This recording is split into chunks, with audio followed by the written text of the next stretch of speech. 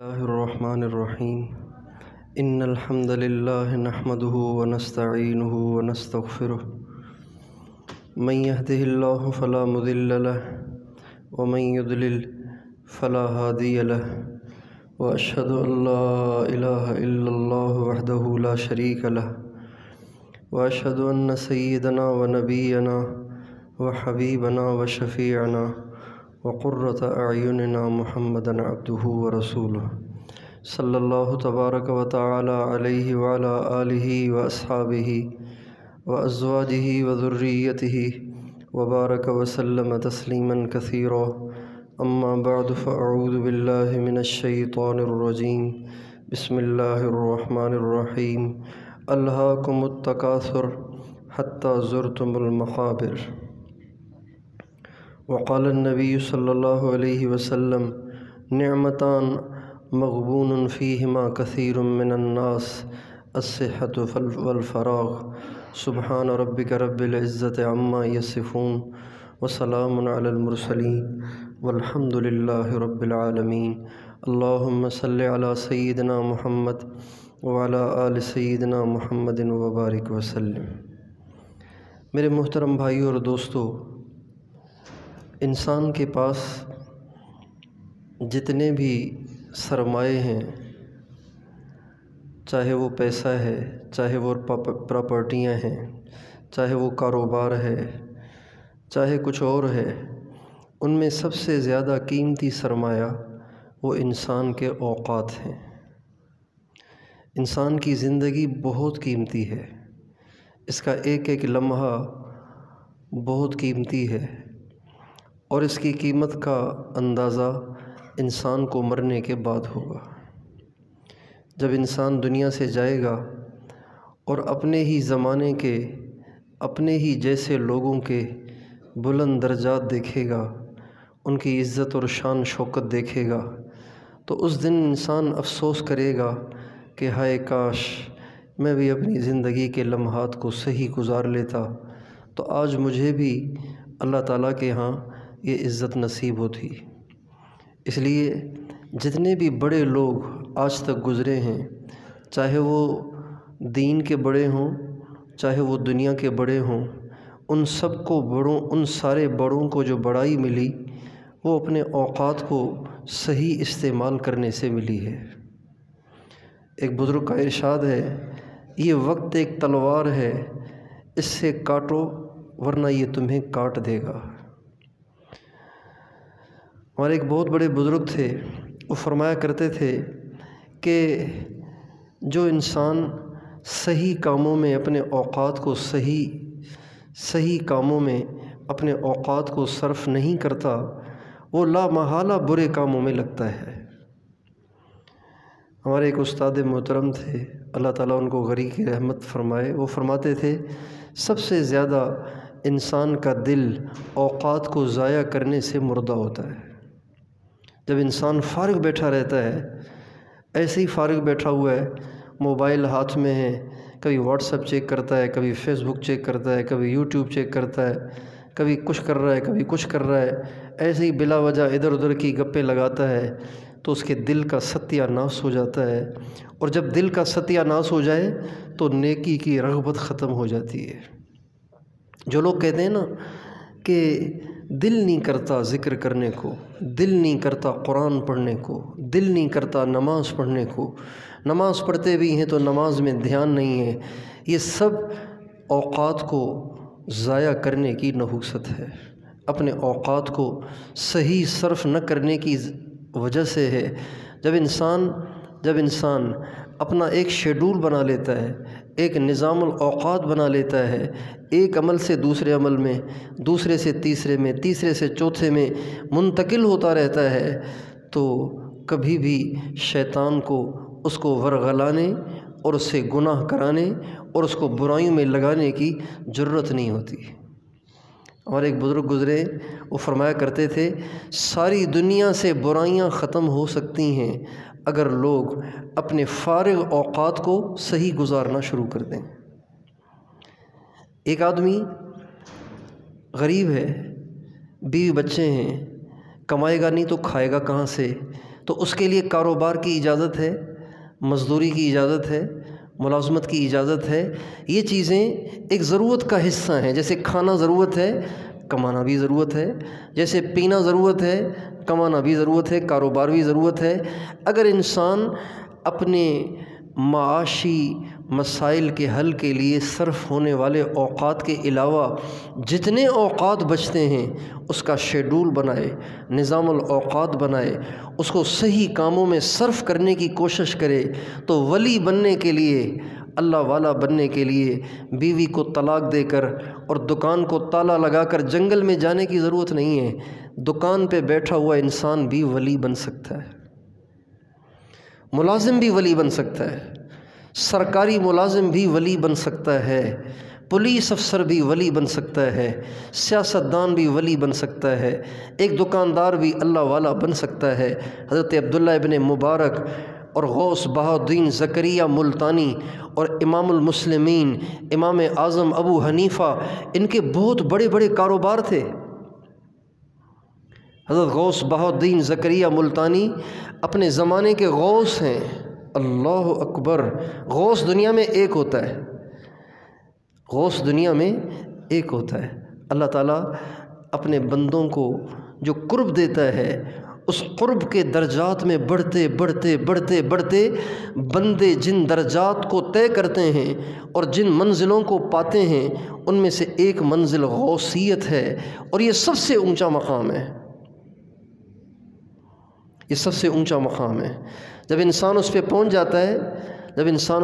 جاتا ہے تو پھر اس کا اللہ کے ہاں وہ رتبہ ہوتا ہے کہ اس کی دعاؤں سے ساری دنیا کا نظام چلتا ہے، اس کی دعاؤں سے ساری دنیا کا نظام چلتا ہے۔ غوث بہاءالدین زکریہ ملتانی رحمۃ اللہ علیہ اپنے زمانے میں اس درجے پر فائز ہیں کہ دنیا میں اس درجے پر فائز ان کے علاوہ اور کوئی نہیں تھا، لیکن تھے تاجر، تجارت کرتے تھے، اور ارب پتی آدمی تھے، لیکن یہ دنیا ساری کی ساری باہر تھی، دل میں اللہ کے سوا کچھ نہیں تھا۔ امام اعظم ابو حنیفہ رحمۃ اللہ علیہ بہت بڑے تاجر تھے، بہت بڑے کاروباری تھے، کپڑے کا کاروبار تھا، لیکن اس کپڑے کے کاروبار کے ساتھ، اس تجارت کے ساتھ اللہ کو ایسا راضی کر گئے کہ امام المسلمین بن گئے۔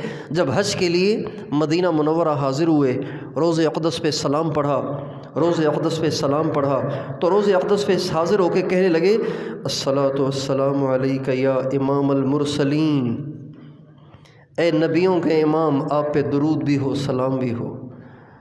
تو مورخین لکھتے ہیں کہ قبر اطہر سے بلند آواز سے جواب آیا، وعلیک السلام یا امام المسلمین، میں رسولوں کا امام، اے مسلمانوں کے امام، تم پہ بھی سلام ہو۔ اتنے بڑے امام، اتنے بڑے اللہ والے، اتنے بڑے امام مجتہد کہ امام اعظم کہلائے، لیکن تاجر تھے، تجارت کرتے تھے۔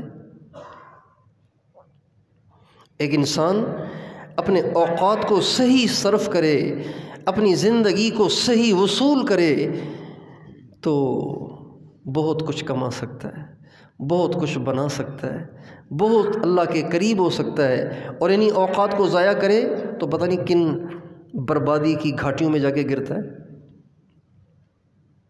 اس لیے سب سے زیادہ انسان کے پاس جو قیمتی سرمایہ ہے، جو کہ ہر ایک کے پاس ہے، وہ اوقات ہیں، لمحات ہیں۔ اپنے اوقات کو صحیح صرف کرنا، اپنے اوقات کو صحیح استعمال کرنا کہ کوئی لمحہ زندگی کا ضائع نہ جائے۔ جتنے اہل اللہ گزرے ہیں ان کے نزدیک سب سے زیادہ قیمت درہم اور دینار، سونے چاندی کی نہیں ہوتی تھی، ان کے نزدیک سب سے زیادہ قیمت زندگی کے لمحات کی ہوتی تھی۔ وہ ایک ایک منٹ کو ایسے پھونک کے خرچ کرتے تھے، ایسے سوچ کے خرچ کرتے تھے کہ جس طرح ہم پیسے کو سوچ کے خرچ کرتے ہیں۔ یہ اوقات ہی ہیں جس سے انسان جہنم بناتا ہے، یہ اوقات ہی ہے جس سے انسان جنت بناتا ہے، یہ اوقات ہی ہے جس کو صحیح استعمال کر کے انسان اللہ کے قریب ہوتے ہوتے اتنے بڑے بڑے درجات کو حاصل کر لیتا ہے۔ یہ اوقات ہی ہیں کہ جس کو انسان غلط صرف کر کے گمراہی کے اندھیروں میں چلا جاتا ہے، اوقات کو غلط استعمال کرنے کی وجہ سے۔ اور اوقات میں بھی سب سے زیادہ انسان کی گمراہی کا سبب بننے والے وہ اوقات اور لمحات ہیں جو فراغت کے ہوتے ہیں، فراغت کے۔ آپ دفتر سے آئے تو دفتر سے تو آپ 4 بجے واپس آ گئے، اب 4 بجے سے لے کر سونے تک آپ کے اوقات کہاں صرف ہو رہے ہیں؟ اس کو آپ چیک کریں، اس کا شیڈول بنائیں، نظام الاوقات بنائیں کہ آپ نے کس وقت میں کیا کرنا ہے۔ ان اوقات کو صحیح استعمال کر کے اللہ پاک کا قرب حاصل کیا جا سکتا ہے، دنیا کو بھی بنایا جا سکتا ہے، آخرت کو بھی بنایا جا سکتا ہے۔ کم قسمتی سے دنیا کا ایسا بھوت سوار ہو گیا ہے کہ لوگ اوقات کو قیمتی بناتے ہیں دنیا کمانے کے ساتھ۔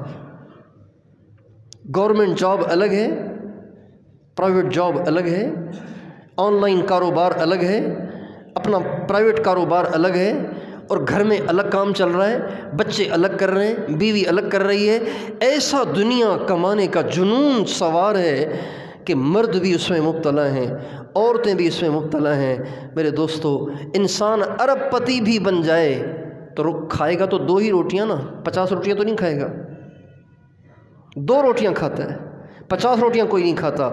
ارب پتی بھی وہی روٹیاں کھاتا ہے، اور ایک مزدور دہاڑی پہ کام کرنے والا وہ بھی 3 روٹی کھاتا ہے۔ بلکہ تجربہ یہ ہے کہ جس کے پاس زیادہ پیسہ ہے وہ کم کھاتا ہے، جس کے پاس کم پیسہ ہے اللہ اس کو زیادہ کھلاتا ہے۔ لیکن ہمارے ہاں ایک اندھیر نگری ہے، چوپٹ راجہ ہے کہ دیکھا دیکھی دوڑ لگائی جاتی ہے۔ ہمارے استاد محترم ایک مثال دیا کرتے تھے کہ ایک شخص نے دیکھا کہ ایک آدمی بھاگا جا رہا ہے، اس نے کہا پتہ نہیں کیا ہو رہا ہے، وہ بھی اس کے پیچھے بھاگا۔ اس نے کہا 2 آدمی بھاگے جا رہے ہیں، تیسرا بھی ان کے پیچھے بھاگنے لگ گیا۔ چوتھے نے دیکھا 3 آدمی بھاگے جا رہے ہیں، پتہ نہیں کیا مسئلہ ہے آگے، اس نے بھی دوڑ لگائی، 5واں، 6واں، 7واں، 8واں، 9واں، 10واں۔ تو ایک سمجھدار آدمی نے دیکھا کہ اتنے سارے لوگ اتنے سرپٹ بھاگے جا رہے ہیں، کوئی مسئلہ ہے۔ تو اس نے دوڑ لگا کے 9ویں سے پوچھا کیا مسئلہ ہے؟ کہا پتہ نہیں آگے بھاگے جا رہے تھے، میں بھی جا رہا ہوں، پتہ نہیں کیا ہو رہا ہے آگے۔ دوڑ لگا کے 8ویں سے، 7ویں سے، 6ٹھے سے، 5ویں سے، چوتھے سے، تیسرے سے، دوسرے سے، پہلے سے پوچھا بھئی کیا مسئلہ ہے؟ کہا میں تو ویسے ہی بھاگ رہا ہوں۔ آج ساری دنیا ایسے ہی اندھا دھند بھاگی چلی جا رہی ہے۔ بچوں کو بھی پیسہ کمانے کا شوق لگا دیا ہے ماں باپ نے، اور بڑوں کو تو ہے ہی پیسے کمانے کا جنون، اس لیے چھوٹے بھی لگے ہوئے ہیں، بڑے بھی لگے ہوئے ہیں، اپنی زندگی کے اکثر اوقات کو پیسے کمانے کے لیے وصول کیا جا رہا ہے۔ یہ ایک جنون ہے، اور میرے دوستو یہ تباہی ہے، یہ بربادی ہے۔ ہم دنیا میں کمانے نہیں آئے، ہم اس دنیا میں دنیا بنانے نہیں آئے، ہم اس دنیا میں بڑے بڑے گھر بنانے نہیں آئے، ہم اس دنیا میں بڑے بڑے بنگلے بنانے نہیں آئے، ہم اس دنیا میں ارب پتی بن کر مرنے نہیں آئے۔ ہم تو اس دنیا میں اس لیے آئے تھے کہ یہاں رہ کر اللہ کا قرب حاصل کریں، اللہ کی رضا کو حاصل کریں، اور اللہ کی رضا کے ساتھ مر جائیں، تاکہ مرنے کے بعد سرخروئی حاصل ہو، شرمندگی نہ ہو۔ ایک مثال ہے، ایک آدمی صبح سے لے کے شام تک کما رہا ہے، شام سے لے کے صبح تک کما رہا ہے، کماتے مزدور سا تھا، کمزور سا تھا، ٹھیلے پہ چیزیں بیچتا تھا، کماتے اتنا مالدار ہو گیا کہ سارے حیدرآباد کے سارے شاپنگ مال اس کی ملکیت بن گئے، اور ساری آس پاس کی پلاٹنگ اسی کی ملکیت بن گئی، ساری سوسائٹیاں اس کی ملکیت بن گئی۔ اب بنگلوں سے کھربوں میں کرایہ آ رہا ہے، فلیٹوں کا کھربوں میں کرایہ آ رہا ہے، اور یہ کرتے اب اس کی عمر 70-75 سال ہو گئی۔ میں آپ سے پوچھتا ہوں کہ اس کے کھرب پتی بننے کا اس کو کیا فائدہ ہوگا؟ سوچیں نا، ہم اندھا دھند کیوں بھاگے جا رہے ہیں؟ اندھا دھند کیوں دوڑے چلے جا رہے ہیں؟ کیوں ایسے جنون میں ہم مبتلا ہوئے جا رہے ہیں؟ اور نہ اللہ یاد ہے، نہ اللہ کا رسول یاد ہے، نہ آخرت یاد ہے، نہ جہنم یاد ہے، نہ جنت یاد ہے۔ ایسے لگ رہا ہے کہ جو جہنم کو یاد کر کے روتے تھے وہ شاید مجنون تھے، جو جنت کو یاد کر کے ساری رات اللہ کے سامنے کھڑے ہوتے تھے، ایسے لگ رہا ہے وہ تو شاید کوئی پاگل تھے، مجنون تھے، نہ سمجھ تھے۔ یہی دنیا سب سے زیادہ سمجھدار ہے کہ جنہوں نے اپنی زندگی کے ہر لمحے کو پیسہ کمانے کے لیے وقف کر رکھا ہے۔ 70 برس عمر ہو گئی، 75 برس عمر ہو گئی، جبکہ پوزیشن یہ ہے کہ سارے حیدرآباد کے سارے شاپنگ مال کا یہ مالک بن گیا ہے۔ تو اب کیا ہوگا؟ اس کا انجام کیا ہے؟ یہ شاپنگ مال کیا قبر میں ساتھ جائیں گے؟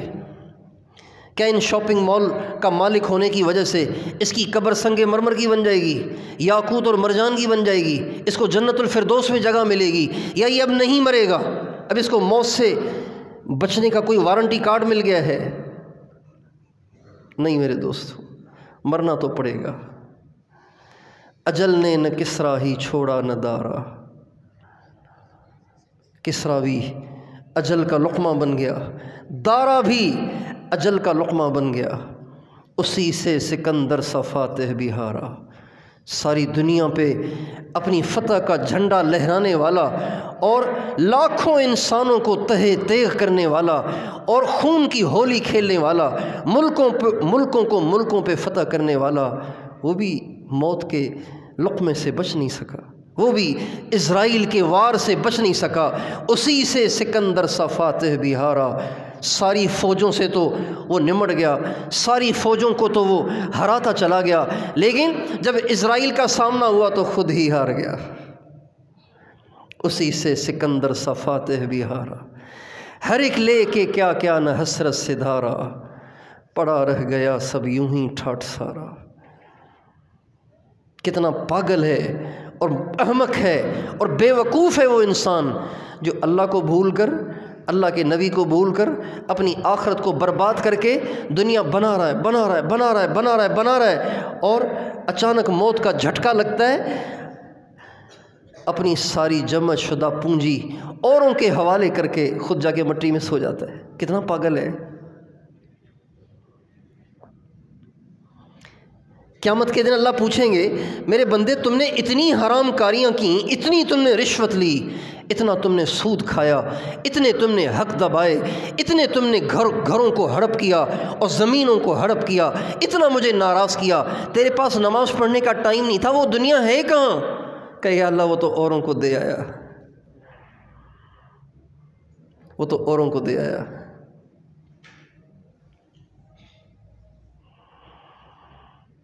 ایک دفعہ ہمارے ہاں ایک جماعت نکلی، عورتوں کی مستورات کی جماعتیں نکلتی ہیں نا، تو ہم لوگ اس کی نصرت پہ گئے، گھر والوں کو لے کے گئے اس جماعت سے ملنے کے لیے۔ تو ان کا بیان آپ کر لیں، میں کہا بہت اچھا۔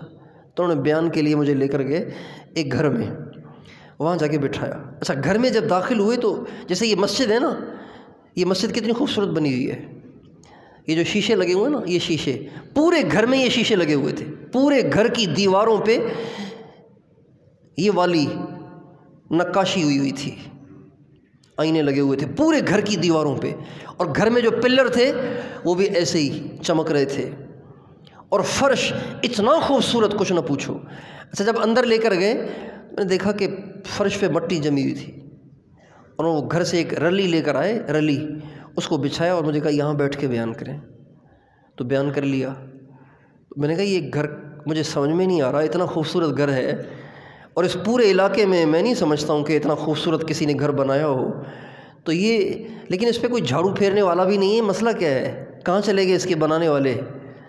کہنے لگے یہ گھر ایک باپ نے اپنے بیٹے کے لیے بنایا تھا، جوان بیٹے کے لیے، وہ خود کراچی میں رہتے ہیں، بیٹا ان کا یہاں رہتا ہے، تو باپ نے اپنے بیٹے کے لیے یہ گھر بنایا۔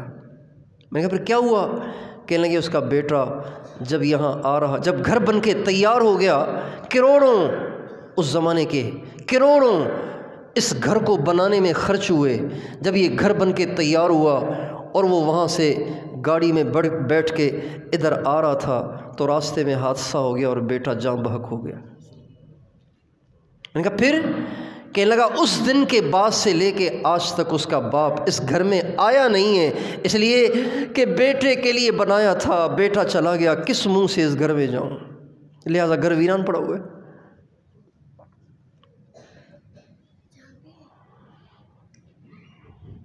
اس لیے دوستو، زندگی کے اوقات پیسے بنانے کے لیے نہیں ہیں، دنیا بنانے کے لیے نہیں ہیں، یہ زندگی کے اوقات اللہ کو راضی کرنے کے لیے ہیں۔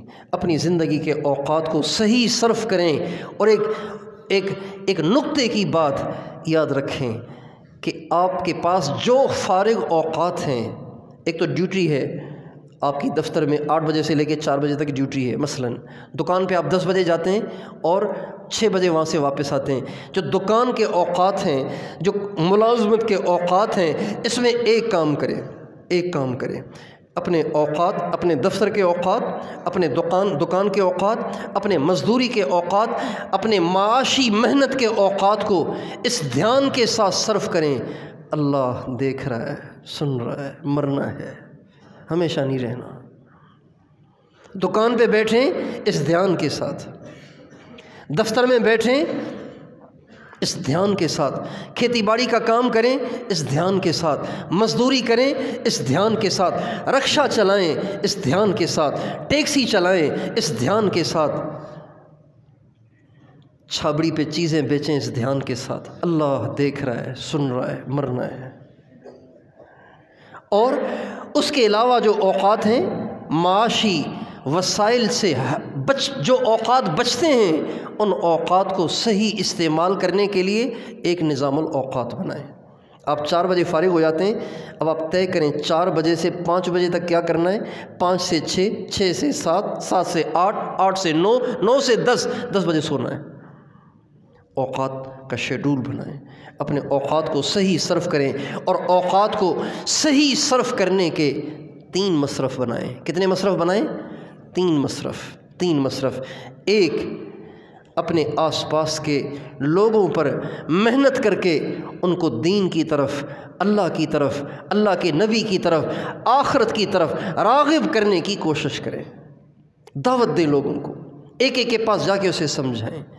اوقات کو صحیح صرف کرنے کا ایک مصرف۔ دوسرا مصرف، علماء کرام کی صحبت میں بیٹھیں، علماء کرام کے پاس جائیں، اپنی زندگی کے ہر مسئلے کو ان سے حل کروائیں اور ان سے ہر موقع کی سنت کو دریافت کریں۔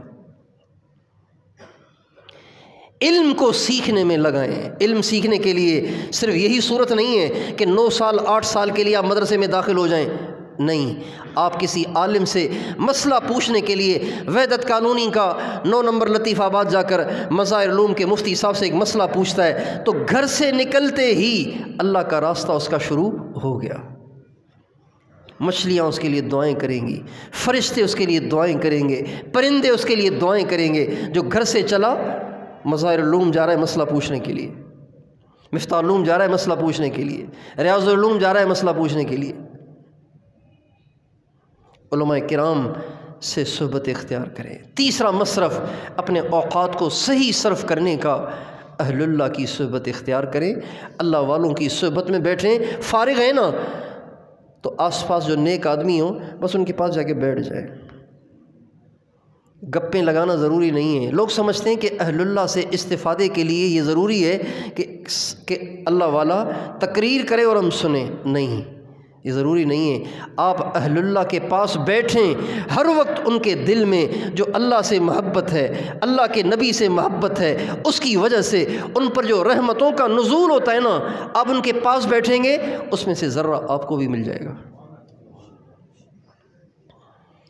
ان کی صحبت سے آپ کی زندگی میں خاموش انقلاب آ جائے گا، آپ کو پتہ ہی نہیں چلے گا اور آپ بدل چکے ہوں گے، آپ کو پتہ ہی نہیں چلے گا آپ بدل چکے ہوں گے۔ ہمارے ایک بہت بڑے بزرگ گزرے، حضرت مولانا محمد قاسم صاحب نانوتوی رحمۃ اللہ علیہ، انہوں نے اپنے ایک ہندو پڑوسی کو اس کے مرنے کے بعد خواب میں دیکھا۔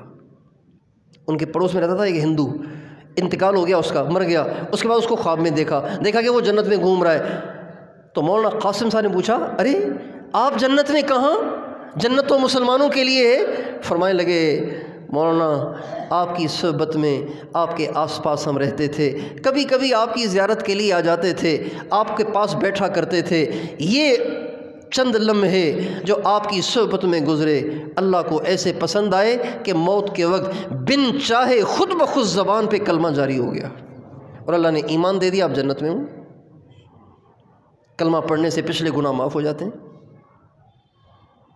اپنے فارغ اوقات کو موبائل کے ساتھ گزارنے کی بجائے، تھڑوں پہ بیٹھنے کی بجائے، سڑکیں ناپنے کی بجائے، بائک لے کے ادھر ادھر گھومنے کی بجائے اور بائی پاس پہ جا کے ایوب ہوٹل پہ چائے پینے کی بجائے، کسی ریسٹورنٹ پہ کھانا کھانے کی بجائے، ایسے ہی آؤٹنگ کرنے کی بجائے جا کے کسی صاحب دل کی صحبت میں بیٹھ جایا کریں، جا کے اپنے محلے کے ایک ایک مسلمان کی ذہن سازی کر کے اس کو ہدایت پہ لانے کی کوشش میں صرف کریں اور علماء کی صحبت میں صرف کریں۔ اگر اوقات کو اس طرح ہم نے صرف کر لیا تو یقین جانیے اس کا مرنے کے بعد ہمیں وہ اجر ملے گا کہ ہم اس پہ اللہ کا شکر ادا کریں گے۔ تو کیا خیال ہے اپنی زندگی کے اوقات کو پوری احتیاط کے ساتھ اور پوری بیداری کے ساتھ سوچ سمجھ کے خرچ فرمائیں گے نا انشاءاللہ؟ اپنی زندگی کے اوقات کو ضائع نہیں کریں گے نا؟ اور اگر کچھ نہیں مل رہا نا، نہ کوئی عالم آپ کو ملتا ہے، نہ کوئی اللہ والا آپ کو ملتا ہے، تو مستند علماء اور اہل اللہ کی کتابیں رکھ لیں اپنے پاس، اس کو پڑھتے رہا کریں۔ کتابیں پڑھنے کا ماحول ختم ہو رہا ہے۔ جب سے یہ اسمارٹ فون آیا ہے تو PDF فائلوں نے ہمیں کتابوں سے غافل کر دیا ہے۔ لوگ قرآن بھی پڑھتے ہیں موبائل میں، حدیث بھی پڑھتے ہیں موبائل میں، مطالعہ بھی کرتے ہیں موبائل میں، کہتے ہیں کتاب لینے میں تو پیسے خرچ ہوں گے نا، بھائی مجھے PDF فائل بھیج دینا، میں موبائل میں پڑھ لوں گا۔ ایسے نہ کرو، کتابیں پڑھو، لیکن کتابیں مستند علماء کی پڑھیں۔ کسی اللہ والے سے پوچھیں کہ مجھے کون کون سی کتابیں پڑھنی چاہیے، ان کتابوں کے ذریعے بھی اللہ کا تعلق حاصل کیا جا سکتا ہے۔ تو کوشش فرمائیں گے انشاءاللہ، اللہ تعالیٰ مجھے اور آپ کو اپنی زندگی کو صحیح استعمال کرنے کی توفیق عطا فرمائے۔ سنتیں پڑھ لیجیے۔